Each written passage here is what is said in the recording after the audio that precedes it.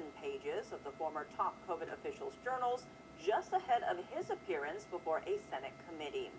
The entries cover Fauci's rise to fame during the pandemic, his complicated relationship with President Trump, and a private CIA briefing about secret experiments at the Wuhan lab.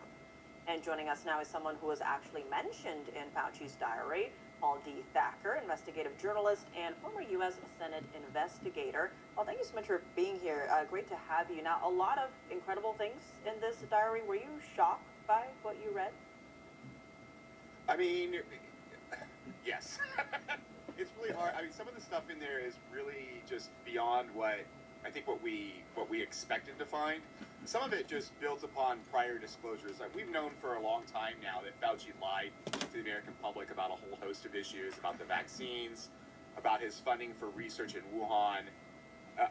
I was watching the Senate hearing live when he testified before Rand Paul and lied under oath about his funding for the lab in Wuhan. And it stunned me at the time because, I've run investigations of the NIH before while in the Senate. Murderer. And I've just found his behavior appalling. I found him to be a narcissist. But I think what's happened with these documents is that they're so damning that I think even reporters who've tried to support and be a mouthpiece for him, I think they also are now beginning to wonder about their history of reporting, which was oftentimes just terrible.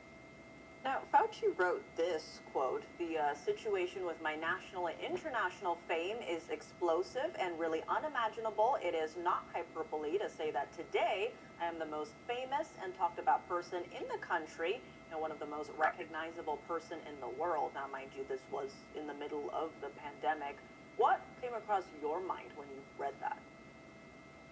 I mean, it just kind of further emphasized what I already knew about him from talking to people who've known him for years, which is that he's a narcissist. There's anyone who has dealt with him personally in a professional setting, they will tell you that the man loves himself. I'll just give you an example. I've spoken to two people who have told me that when they would have his weekly meetings, they would bump his chair up so he'd have the highest chair in the room.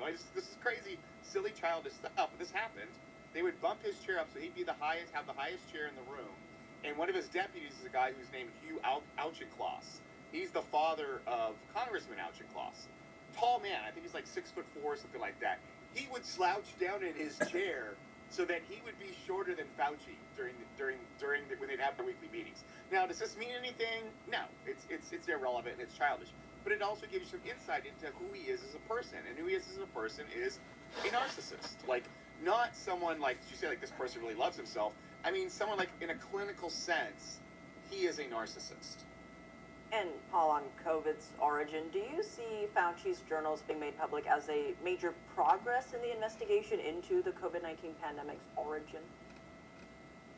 I do think so, yes, but I think part of the problem is that the broader context of this is that during the COVID pandemic, the hit to the economy was worse than what happened to America during the Great Depression.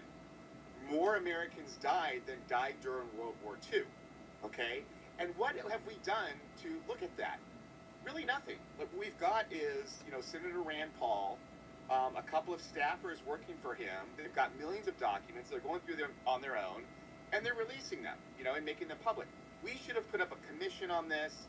There should have been a slew of hearings, not just Tony Fauci coming forward, because Tony Fauci was the guy out in front, but there were a lot of people supporting him and lying for him.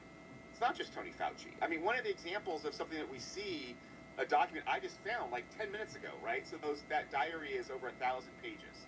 And one of the issues is in there, they were talking about how David Kessler, and some people actually that I know, who worked with me when I was in Congress, they were trying to convince the former CDC director about what she should say about the COVID vaccines. That she should actually say positive things and not negative things about how they, to say and lie to the American public to say that they stopped infections. So they said they convinced her to do this, but then she published it anyway in the CDC's journal called MMWR. Okay, and then Fauci says she's likely going to get fired for this. So what this tells us is that the CDC was never really independent during the Biden administration. And so what do we have now? We have RFK Jr., right, HHS secretary, And Jay Bhattacharya, who's the NIH director, who's been the acting CDC director for the last several months, they've been trying to fix some of the problems at the CDC with the way they're become like totally vaccine promotion. And then you see these articles pop up in the New York Times saying they're destroying the independence of the CDC. You see these articles coming out in the Washington Post saying, why are they attacking MMWR and saying what they can and cannot publish? CDC and MMWR were never independent during the Biden administration. Are they going to write about this? Are you going to see these stories appear in the New York Times and the Washington Post? No, they're going to ignore it. And given all that you laid out there, zooming out a bit here, do you think we'll ever see China held accountable for its lack of transparency? No, but I think that's a bit of a misdirection. I think that we don't need to hold China accountable. We need to hold ourselves accountable. Let's be clear. It's pretty obvious now from the evidence that's come out that this pandemic started because of an accident or whatever happened at this lab in Wuhan. But the people who taught them how to make these viruses, they were Americans, right? It was American researchers. We had the research technology.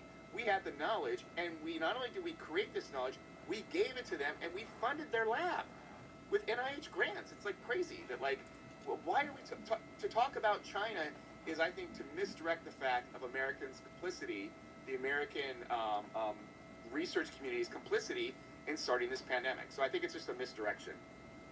And Paul, when it comes to the lockdown policy back then, Fauci said he was not responsible for the lockdowns. In the diary, however, he said he directed city officials to do it. What's your reaction to that? Right.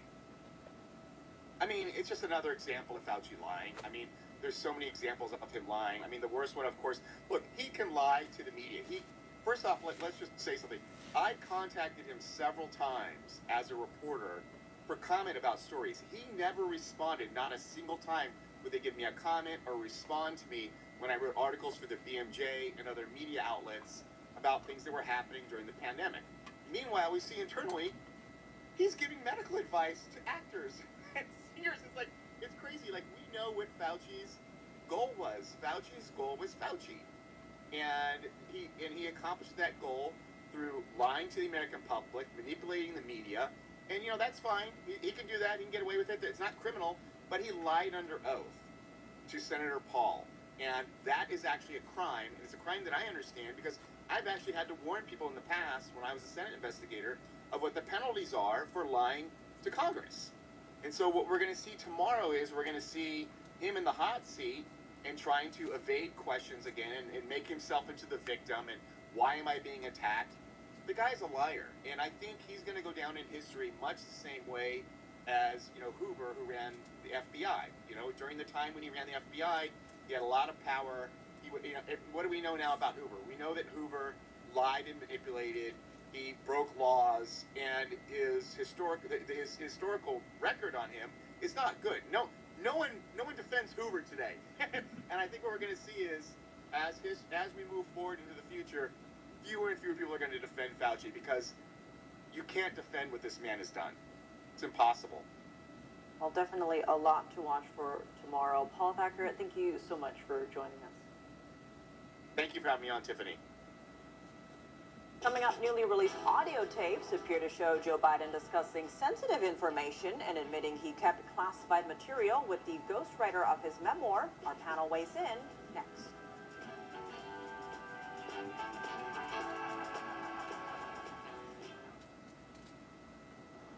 Appliances break down. Some of this may be classified, so be careful with it. I'm not sure. There's no more classified, but so this was early on in '09. I just found all the classified stuff downstairs. All right, so the recordings were released yesterday by the Oversight Project, a conservative nonprofit. The group says the tapes show Biden already displaying what it calls significant cognitive decline back in 2017. So, Denny, let's start with you. The release of these Biden tapes, big deal, no big deal? No big deal, and let it go, let it go. Oh, yeah. I'm like, just leave the guy alone.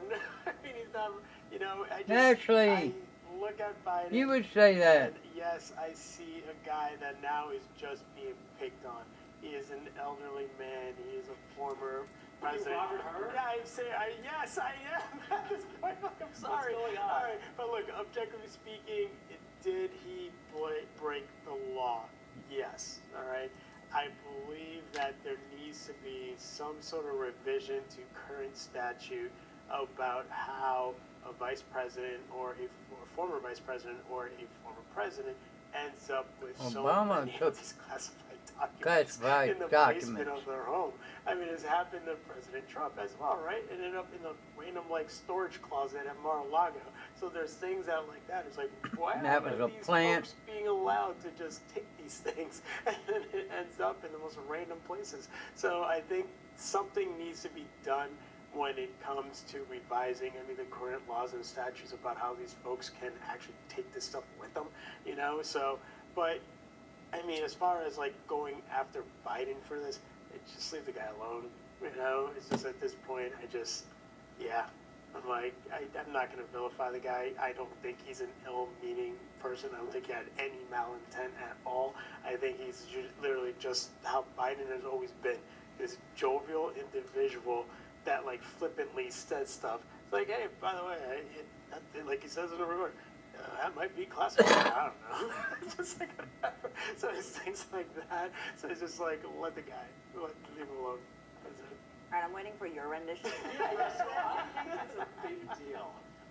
For all of the reasons you said, without the spin of Robert Hur or something, I don't know what that was. It's yeah, he broke the law. Yeah, he intended to do, but with intent. There's a quote that we didn't play from the transcript. I have it here. I'd like to read it to you. I have extensive notes over this period of time. He's talking about in 2016. They didn't know I have this. He says, and you can only imagine the face of Joe Biden when this is coming out of his mouth. They don't know I have this. That sort of a thing. What's going on here? He knows what he's doing is wrong. That's what that means. It means I took something. I took something and I brought it home with me. I've squirreled it away. And the most secure thing here, the most secure part of Joe Biden's document system is the fact that he can't remember where anything is. Because you listen to those clips and you didn't even, some of them were, so this was in 09. I just found all the classified stuff downstairs. He just found it. So what you were saying, the process, how do you make sure this doesn't happen? What are you going to do? You're going to strip search the president when he gets off of Air Force One and make sure he isn't padding his jacket with a files to bring to Rehoboth Beach? What are you going to do? When you have these moving folks go in and get these folks out, either out of the observatory or out of the White House. You can move it before they even, I'm sure a lot of the stuff he dropped off was probably he's working from home and he says, oh, I might need these for my book later. The process literally really starts right after that election occurs, right? So this coming 2028 year, right? So for President Trump, that's going to be the same thing. You're going to scrub the spot. That there's got to be some sort of checks and balances in place about what type of information is actually being leaving and because the observatory of all of this, or the White House. And because of all of this, and there's all these things, I'd say this is a big deal. All right, well, speaking of bringing things home, closer to home, New York City Mayor Zohran Mamdani is moving closer to his plan to tax the richest of the rich. His administration has published a searchable list of thousands of wealthy property owners who could face a new tax on multi-million-dollar second homes in the city. Now, familiar names appear on the list: director Woody Allen, longtime Vogue editor Anna Wintour, and actress Cynthia Nixon, a longtime Mamdani supporter. Now, critics are calling it a mass doxing. Chris, let's start with you. Mamdani's list of New York homeowners. Big deal, no big deal? Big deal. And thousands in the rich and all this stuff. Get out of here. There's 960,000 residences and individuals on this database, these spreadsheets that I was combing through. And yeah, there's actors and famous people. There's a lot of normal, regular, not extremely wealthy people whose names are on these lists. Now, when I was young, back in maybe last year, you used to, like criminals, you had to case a joint. And there was a process for you'd have to find out where the wealthy neighborhood is. Now, people have a directory. They know who you are, they know your address, maybe they'll include the estimate, And what this is it's a vengeance tactic. It's what do? You tax cigarettes, right? You tax alcohol. You tax things that you think are bad. And for socialists and communists, you think home ownership is bad because ultimately you want people to be living in public housing, and social housing. Cardboard Very social boxes, housing, more where likely. everyone fights with each other and you live in a rat's nest. That's social housing. It's very social. Yeah, but that's what they want. So they want to disincentivize people who have done well for themselves to have another place. Like if you live in Texas or you live upstate and you want to keep a place in New York City. And by the way, this is just a fact. In New York City, $1 million, everything's expensive here. It's ridiculous. If you want to own a condo in New York City, it's expensive. You're going to spend a lot of money. If you're not on that list, I don't know where you live. Because, no, I'm talking about in Manhattan. Other boroughs, it makes sense. You can get some good deals. But just a ridiculous thing, big deal. It's not just the rich, and it'll go down and down and down until it affects you. All right, Danny? It's a big deal, but first, I certainly appreciate you repeating the plot of Home Alone. so everyone loved it. But it's a big deal because, one, when they were promoting this deal between Governor Hochul and Mayor Mamdani, the number of folks that were supposedly going to be affected was only 31,000 peer-to-tears, right? No, you have nearly 960,000. You have nearly 1 million folks, and not only that, when you look at the flaws in the actual database, you have homes that are worth like $550,000. Also, they're the primary residence for a lot of these folks. Shopping centers. Exactly. And there's a lot of commercial properties. Exactly right.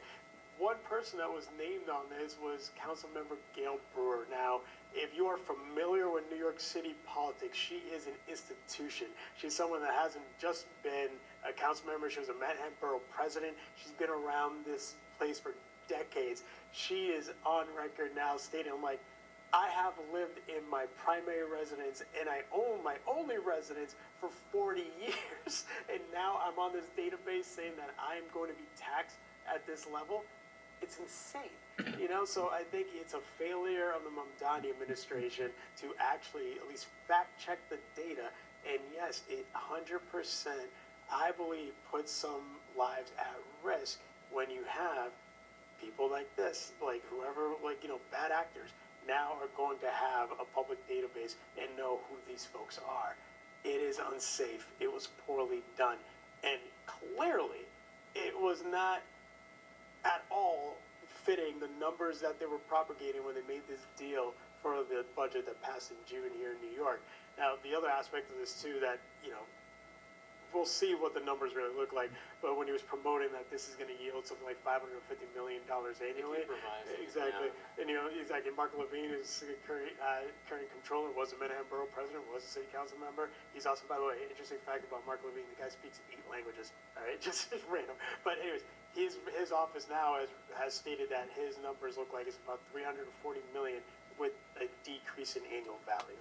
So yeah, it's going to hurt a lot of the folks that want to come to New York, invest their dollars in New York, and actually help the local economy. So I think you are going to see a lot of negative impacts from this failure of the administration.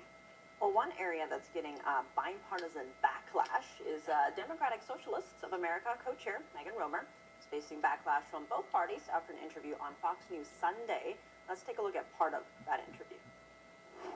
So we're going to put up on the screen a few of the things that are part of your platform, and I want to ask you, just give me sort of a true or false on these. Abolish the Senate. True. Okay. Replace the presidency and Supreme Court as we now know them. Yep. Abolish ICE. Absolutely. Abolish borders and give amnesty to anyone currently in the U.S. illegally. As a long-term plan, yep. Defund the Pentagon. Absolutely. Abolish prisons, at least in large part. Yeah, again, that as part of a long-term program, yeah. Okay, so no prisons. Government or public ownership of most large corporations. Yeah, absolutely.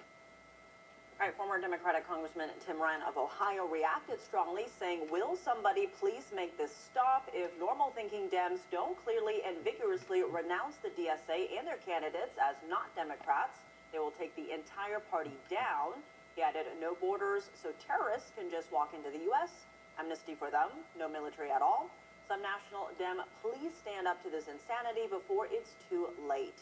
Danny, let's start with you very quickly here. The DSA's positions on abolishing prisons, Pentagon, border, Senate, big deal, no big deal? Listen, it's a big deal, and we're so doomed. Like, I look at our party, and it's just a failure of our own making. And what's interesting about this, I do blame a lot of the gerontocracy on this one, at least the moderate Democrats that have been in office for decades and have held these seats and failed to lift up other moderate folks that could have taken their place. And instead they held on for too long, and then they have allowed the DSA to kind of usurp the system to overtake them. And what I'm saying is, when you look, and I'm doing my own analysis, looking at the races, this is who they target. They target a member who's been there forever, close to late 60s, early 70s, whatever. They also look at the demographic profile. That district needs to be around 40 to around 60% white, with a median income around 90 to 100 something thousand dollars. Those are the districts that they're targeting, right? And it starts off with an older, moderate Democrat who's been in office forever. Look at where they're running. Look where they're winning. All right, Chris? Well, the policies here are radical, like abolishing prisons, getting rid of the Senate, getting rid of the Supreme Court, getting rid of the co-equal branches of government in the United States. Like, just forget about the America thing. We're just building something anew. It's strange, the abolish the prison thing. It's like, oh, we're not going to do it tomorrow, but if we get rid of the crimes of poverty, things that incentivize people to commit crime, then basically we'll have some type of daycare for the rapists and murderers and child molesters. It's a very strange thing to say. It's a very weird position. They have to work on the messaging. This woman, when you hear something very radical, like abolish the Senate, and then the response is, yep. I mean, it's jarring, and it's not good. Biggest one there, the Senate. I keep bringing it up because I'm a congressional reporter, right? Incoming missile detected. We have a threat. Congress, we're going to assemble a subcommittee to deal with that. It's not realistic. The people don't understand it. All right, and you do see this administration focusing on common sense, so we'll see how the midterms play out. Thank you both so much for being here, and thank you for joining us for this edition of Tiffany Meyer Tonight. I'm Tiffany Meyer, and we'll see you tomorrow.